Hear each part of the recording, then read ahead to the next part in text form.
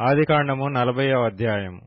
అటు పిమ్మట ఐగుప్తు రాజు యొక్క పానదాయకుడును భక్ష్యకారుడును తమ ప్రభువైన ఐగుప్తు రాజు ఎడల తప్పు చేసిరి గనుక ఫరో పానదాయకుల అధిపతియు భక్ష్యకారుల అధిపతియునైన తన ఇద్దరు ఉద్యోగస్తుల మీద కోపపడి వారిని చెరసాలలో నుంచుటకై రాజ సంరక్షక సేనాధిపతికి అప్పగించెను.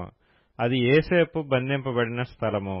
ఆ సేనాధిపతి వారిని యోసేపు వశము చేయగా అతడు వారికి ఉపచారము చేసెను.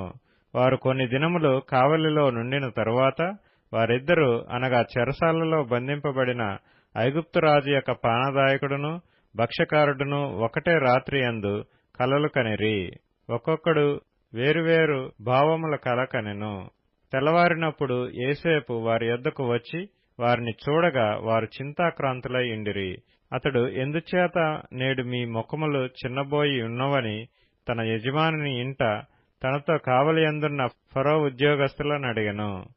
అందుకు వారు, మేము కలలు కంటిమి, వాటి భావము చెప్పగలవారెవరనూ లేరని అతనితో ననగా, యోసేపు వారిని చూచి, భావములు చెప్పుట దేవుని అధీనమే గదా, మీరు దయచేసి ఆ కలలు నాకు వివరించి చెప్పుడనెను.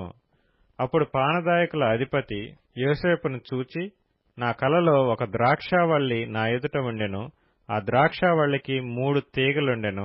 అది చిగురించినట్టు ఉండెను. దాని పువ్వులు వికసించెను. దాని గెలలు పండి ద్రాక్ష ఫలములాయెను.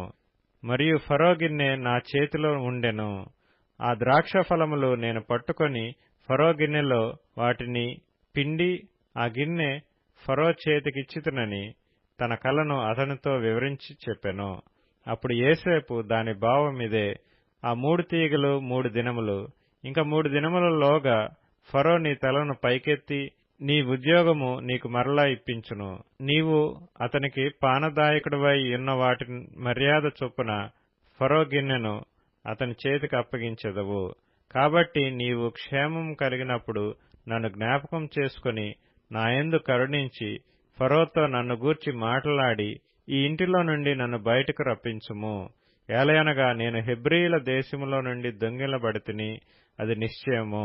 మరియు ఈ చెరసాలలో నన్ను వేయుటకు ఇక్కడ సహా నేనేమీయూ చేయలేదని అతనితో చెప్పెను. అతడు తెలిపిన భావము మంచిదని భక్ష్యకారుల అధిపతి చూచి అతనితో ఇట్లనెను, నేనును కలకంటిని, ఇదిగో తెల్లని పిండి వంటలు గల 3 గంపలు నా తల మీద ఉండెను. మీది గంపలో ఫరో నిమిత్తము సమస్త విధములైన పిండి వంటలు ఉండెను. పక్షులు నా తల మీదనున్న ఆ గంపలో నుండి వాటిని తీసుకుని తినుచుండెను. అందుకు యోసేపు, దాని భావమిదే, ఆ 3 గంపలు 3 దినములు, ఇంకా 3 దినములలోగా ఫరో నీ మీద నుండి నీ తలను పైకెత్తి మ్రాను మీద నిన్ను వ్రేలాడదీయించును. అప్పుడు పక్షులు నీ మీద నుండి నీ మాంసమును తినివేయునని ఉత్తరమిచ్చెను.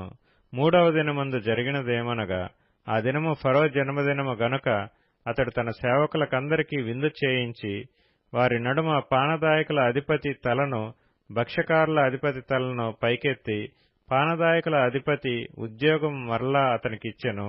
గనుక అతడు ఫరో చేతికి గిన్నెనిచ్చెను. మరియు యోసేపు వారికి తెలిపిన భావము చొప్పున భక్ష్యకారుల అధిపతిని వ్రేలాడదీయించెను.